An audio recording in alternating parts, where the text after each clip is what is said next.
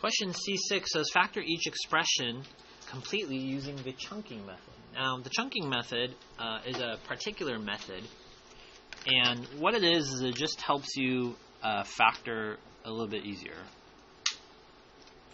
Let me show you guys the chunking method. So if I look at those two,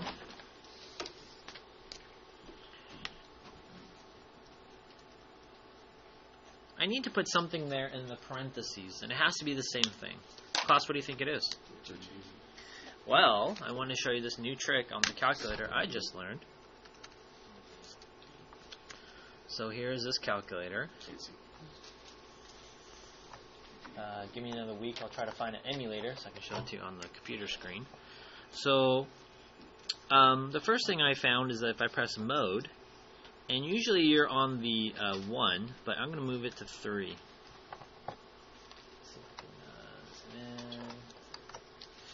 And what I'm going to type there is I'm going to type in 169, but I'm also going to divide it by x, a variable. And x on mine is in red, so that would be alpha, and then the closed parentheses.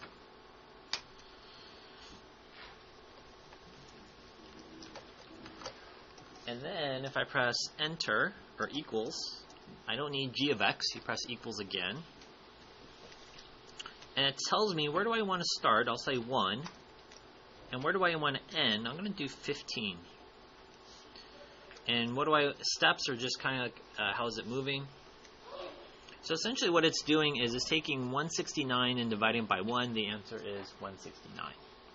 169 divided by 2. Class, is that a factor? No, because there's a remainder. Now if I keep going,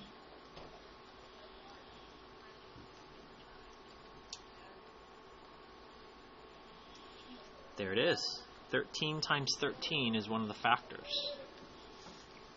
So although your brain works nice, calculators can also be super helpful as well. Not doubting your... And then you can change it to go, but it gives me an idea at least where to start from. And that was actually super helpful, because if I know it's 13, and this one's 13 times 10, I'm probably going to put in 13x in there.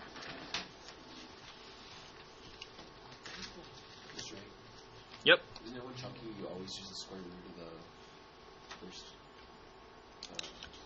That is another method. I like that. Angel recommended taking the square root of 169, and you'll actually get 13. Here I have 13 times 10, so that's why I'm going to put a 10 outside, and then plus 24.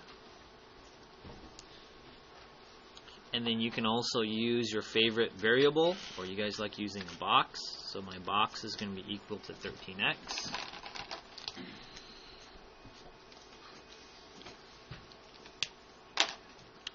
So I'm going to get box squared minus 10 box plus 24.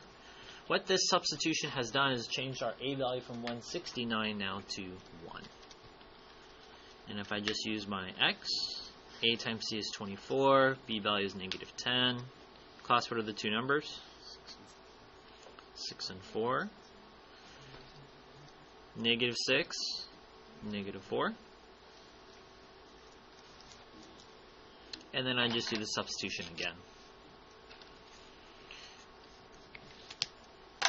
So you will get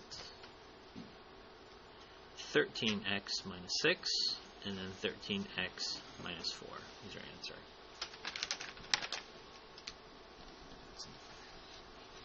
Raise your hand if you got that. Good. Now let's say you didn't see the chunking method. Remember, I'm not going to ask you to use a chunking method. Just think about it. It's just another way of doing a problem. We've been using the Xbox method, so let's do that.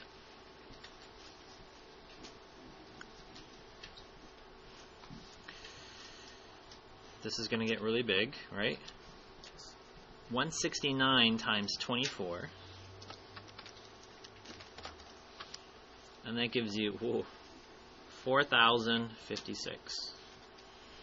And I need those numbers to add to be 130. I already know what two numbers are. 169 times 24. And if you look at it, if you subtract those, that's actually really close, isn't it? That gives you 145. So really close. So something really close to that. Did anyone find it? 9? I didn't do it that way. Anybody find the number? Yes.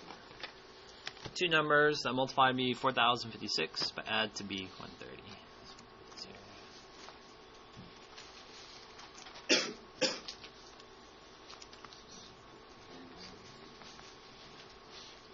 What numbers did you find?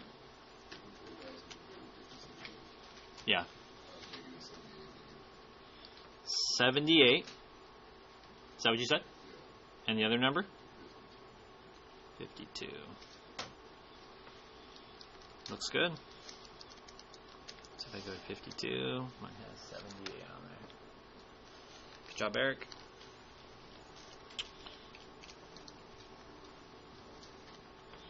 And are those both positive or negative? Those will have to be negative, right? Negative 130. And so now if I put this into my box, I have 169x squared. 24 is the last one, and then these two go there. 78 and negative 52x. And just like we've been doing, if it's this number that's the same, these two numbers will always be the same there. Greatest common factor there?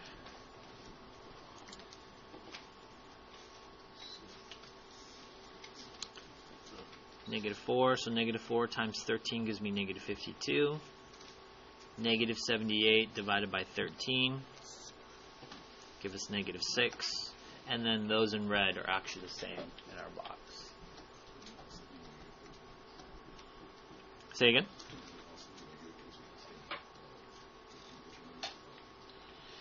You can. He's asking, can one of these be negatives, right? Yeah, I recommend that these never be negative, because your answers always, they normally have these as positives. So try to keep these always positive, okay?